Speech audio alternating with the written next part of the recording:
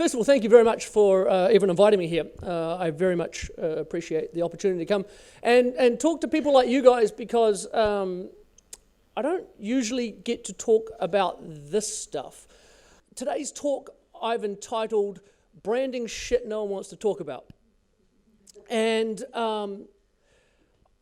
that's interesting because people may know me, the four people here that may know me from anything, know me from building water slides or liloing rivers or whatever. And not many people know that I actually own a branding and design company, and that's how I've made my money for the last 12 years. And I mean, that starts all the way back in Form 3. Form 3, I won the national, I just won my Forms Graphic Design Prize. And I've never won anything fucking since. So it must mean I'm a pretty average designer. But I've always had this love of branding and designing stuff. And so in my 20s, I actually ran bars and owned bars for quite a while at the same time as designing everything for that bar, as well as having a company on the side that designed stuff for other people. And that culminated in probably my biggest job. The biggest job that I ever got was in 2010. I don't even know.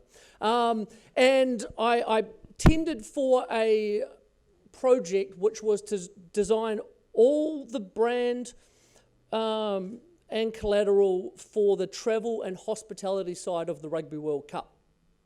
And the problem with that was it was something like October when they were tendering it, and it needed to be finished on the 1st of February. And pretty much every advertising agency and design agency just looked at them and went, fuck off. And I was like, I'll do it, and I'll do it cheaper than these big agencies. And so I ended up winning the contract. And me and the 5 staff I had furiously worked really, really hard to make that happen. We got it done on the 1st of February. We delivered it. You spoke about my surprise wedding. My wife, well, we weren't engaged, and so like I surprised her with an engagement, and then said, "Who thinks we should get married right now?" And none of the people at the wedding knew it was a wedding either. So that's a whole other story. Go watch the video. But before that, disclosure, that's my second marriage. My first marriage ended in a pile of shit. And that was because on the 1st of February, I delivered this massive project. And then on the 7th of February, I opened a new bar. And then on the 18th of February, I got married, which I planned and ran and did everything for that as well. And so if you can imagine stress and just compacting the hell out of it, I wasn't a healthy person before that anyway, and that pretty much just destroyed everything. And I had my first massive breakdown. I ended up having a series of breakdowns, and this is not a talk about mental health, but I ended up having all sorts of breakdowns, all sorts of shit. But I ended up going and I watched these 2 videos on depression.org.nz, and I really didn't like the website. I didn't like the way it worked. I didn't like its design. I didn't like its functionality. And so anything I could think of to not actually participate in this site, I was like, this site's shit, I'm not going to do it. But I managed to watch 2 videos, and the first video I watched was John Kerwin. He's up there and he's saying, right, you should get fit. Getting fit helps you get over depression. I was like, okay, one. And then second was you should have a goal. Having a goal helps you with depression. I was like, cool, that's the end of that. Enough of that website. And my wife at the time said, what did you learn? What are you going to do? I said, well, since I'm inherently lazy, I'll take 1 and 2 and I'll put them together and I'm going to have a goal to get fit. And I was like, cool, see you. And they said, hold on, well, what's your goal to get fit?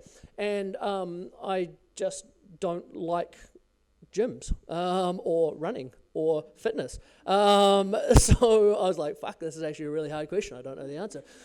And I sat down, I looked over in the corner, and there was an $8 lilo that I purchased from the warehouse, and I looked at it, and I said to her, well, I'm going to go and swim that a really long way.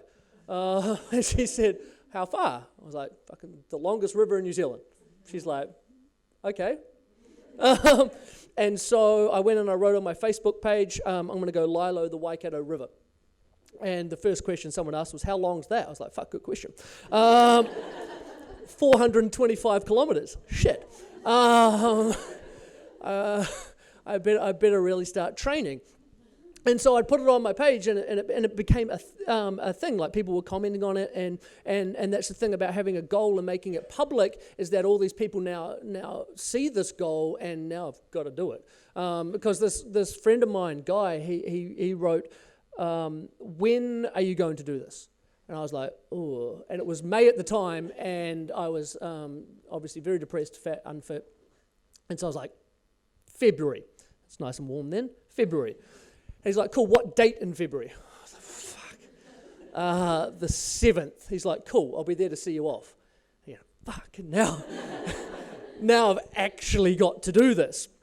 And so it was a thing, right? It was a thing to my friends, and but to me, it's not a thing until it's branded. And so, and that's the cool thing about being able to do that. The next day, brand and website.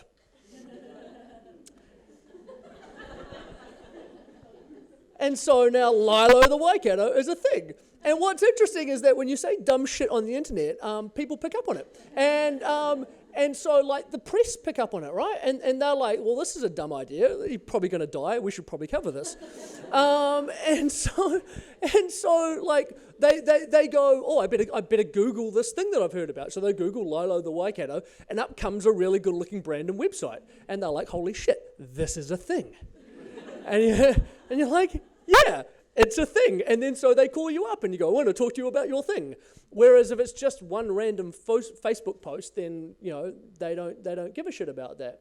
And so this very quickly became a thing. Now there's there's a documentary about it, there's a book about it, it's a long crazy thing. But in terms of branding, I get people, as you know, we've got a charity now, further in the story, but people come up to me and they say, oh, I would like to raise some money for your charity. I'm going to walk the length of New Zealand and raise money. Can you help me promote it and raise money for you? I'm like thank you. That's wonderful, and I'd love to do it. And I don't really say this to their face because it will hurt them, but I'll say it to you. No one gives a fuck that you're walking from the top to the bottom. Like, it is a there is a path. It's called the Te Aroha Trail. Like, the government actually made a path from the top to you're just walking a path like everyone else. And so while that's wonderful, and man, it's hard, it takes you like 3 or 4 months to do it, like, the media and the press don't give a shit about it because it is just exactly the same as other people have done. Same with cycling or whatever. I decided to use a shitty $8 lilo to swim down a river, and they're like, what the hell are you talking about? And so because it was different and because it was interesting, we ended up getting picked up by everybody. It generated $1.5 million worth of media and PR value. I did it with the tagline of ask for help and generating media and talking about mental health issues and depression. 21,000 people followed it on a Facebook event. Which I learned very quickly was fucking stupid, because once that event is finished, those 21 people are just gone. And it generated a Inside New Zealand documentary and a book, and became a thing. And so it was really interesting. And the one thing that sort of came out of this was, oh my God, we're doing a good job at talking about mental health. And now, I don't want to shit on the Mental Health Foundation because they do some good work. But in terms of awareness, I think they do a shit job. And I would love them to just keep focusing on doing the good work that they're doing. But the awareness side is so key. And like John Kerwin has done more for depression than any person in this country, hands down. His ads are fucking terrible. I was depressed and I'm walking along a beach with a stick. If you're depressed too, please go to this website. Dun, dun, dun, dun. That inspires nobody. I do not want to identify with that person. Even if I do identify with him, even if that's exactly how I'm feeling, I don't want to identify with that person, and I don't want to admit that I'm like that person. And so that is not inspiring me to make a change in my life. Not to mention the fact that I had massive arguments with the Mental Health Foundation and depression.org.nz, who were both trying to claim PR over the Lilo event, and they were fighting with each other over who helped more. And I'm sitting there going, fuck you all, this is not about you, and it's not about credit, it's about helping as many people as possible. And how you two aren't getting along and being friends and helping more people, I don't know. So I don't want to be involved with you moving any further on ever again. And so just like 29,000 other people in this country, I was like, fuck it, I'm going to make my own charity. And so I decided that I would make a charity, and you're like, right, okay, well, I need to brand this charity because it needs to be done by tomorrow because that's the rules. And so I sat down with my friend Dan, and like you can start coming up with brands, and you're like, Jimi and Dan's depression charity. And you're like, who the fuck wants to like that on Facebook, right? Who wants to like the Mental Health Foundation on Facebook? You like it on Facebook, and what happens? It pops up in your feed, and your friends are like, "Oh, you're a bit fucked up, are you?" And like, no one wants to actually do that. And so it's like, we've got to be the opposite. If you start looking through the branding of mental health initiatives, you'll see the overwhelming color is blue. Fuck blue for mental health. Like, no. And so the opposite. I just had to go the opposite. It had to be something that people wanted to like on Facebook, something that people wanted to associate themselves with, and something that was a hell of a lot more inspiring than a blue depression charity. And so I decided to call it Live More Awesome, because if you live more awesome every day, then you can never be depressed again, was what I told myself. And the other thing about this is the continuum, because one of our big things that we talk about is the fact that we really don't like the label depression. Depression is a label that was made up in the 60s by psychologists for their DSM manual in order to be able to associate drugs with it. What we want people to understand is that every single person has mental health, just like every single person has physical health. And every single person is somewhere on the continuum. And like your mental health will go like this. And we've got a name for that. It's called life. Sometimes shit's good, sometimes shit's bad. And sometimes you'll have prolonged periods of low mental health. And we can help fix that. We don't need to label you. We just need to help make you better. And so the other thing is you've got that continuum, and so what I can do is I can go down to the lowest point on that continuum, and I can say, sir, would you like to live more awesome? And he's like, fuck yes, please. Help me get out of bed today. Help me get in the shower. Help me with fucking anything. And then you go to Richard Branson, and you're like, hey, Richard, would you like to live more awesome? He's like, fuck yeah, how can I live more awesome? And you can teach him to live more awesome. And so you might be able to pick the bottom guy up 50%, and you might be able to pick Richard up 1%. But he wants that 1%, and we can teach him how to reduce his stress, or eat better, or all sorts of things. And so we made this charity, and we started doing work. And like usual, like all the other charities, we got no money, and that's just the way of the world. And people are sick and tired of having people on the street corners going, "Give me some money." Like there are just so many worthy causes out there, and like I feel that I just simply I can't ask for money for this charity. I find it really, really hard. And so I said to Dan, well, we need to have a fundraiser, but we need to be able to have a fundraiser where people are getting something equal. And because my brain is a little bit fucked up, the first thing I think about again is I'm like, well, let's just build the world's biggest water slide.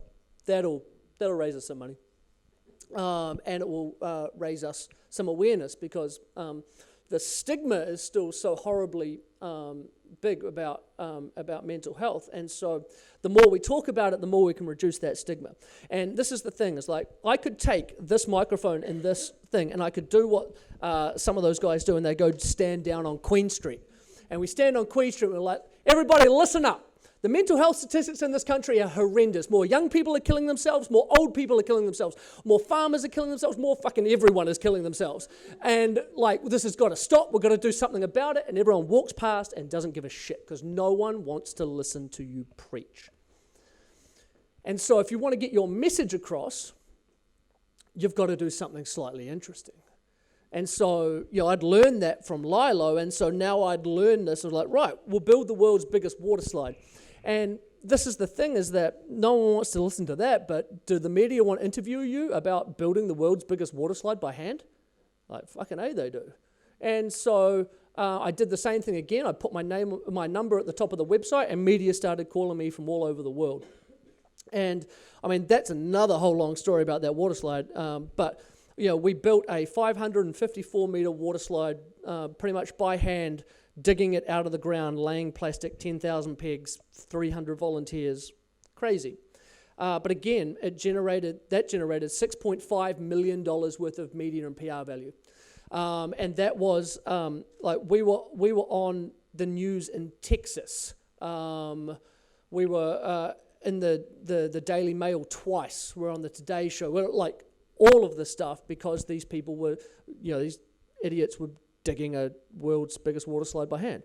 And so then they say, hey, Jimmy, can we talk to you about this? And you're like, yeah, cool. One condition.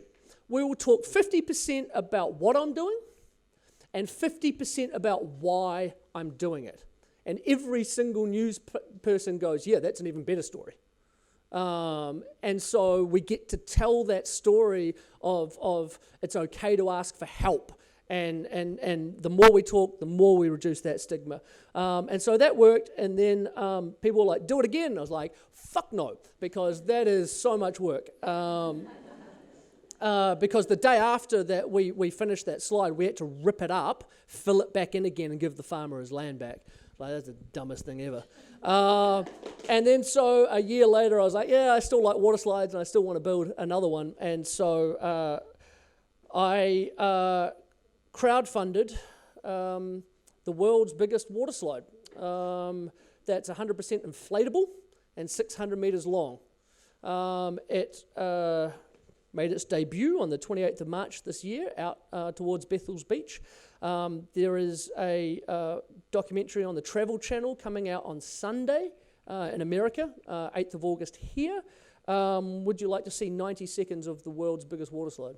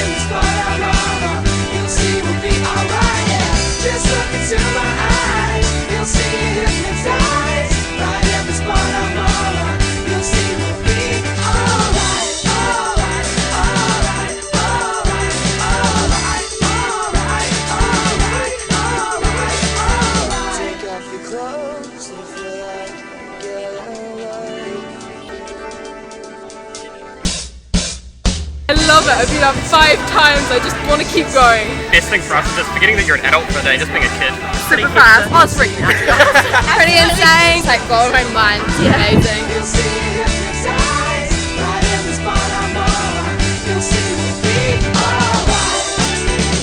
Thank you. Now, the documentary will be actually very interesting. I haven't seen it yet. I only get to see it on Monday after it comes out in America. And what I know from what I've heard around the whole shooting, they followed us for 4 months, is that this is cool because it's the first time that we've really got people talking about how we've helped them. Because what sucks about the stigma is this: if you have a cancer charity and you cure someone from cancer, they walk around for the next 50 years going, these guys saved my life, these guys, super fucking awesome, raise money for them, do everything for them. You help someone stop them from committing suicide or turn their life around, whatever, they will never tell anyone.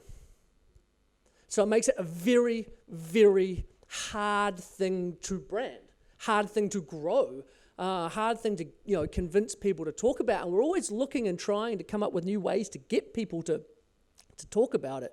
And so, yeah, this documentary has got some beautiful interviews with people that have said exactly how a water slide changed their life, how it inspired them to get outside, get fit, get them in a great new community, get them doing stuff they've never done before.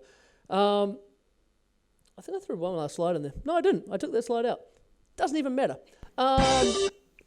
And so the last thing that I had to write down, because I forgot, was that brand success is events like the Lilo and the water slide and all the publicity that they make off the back of that. And then brand success is using that awareness to actually change a culture. And then ultimately, brand success is changing people's lives and actually saving people's lives. Thank you.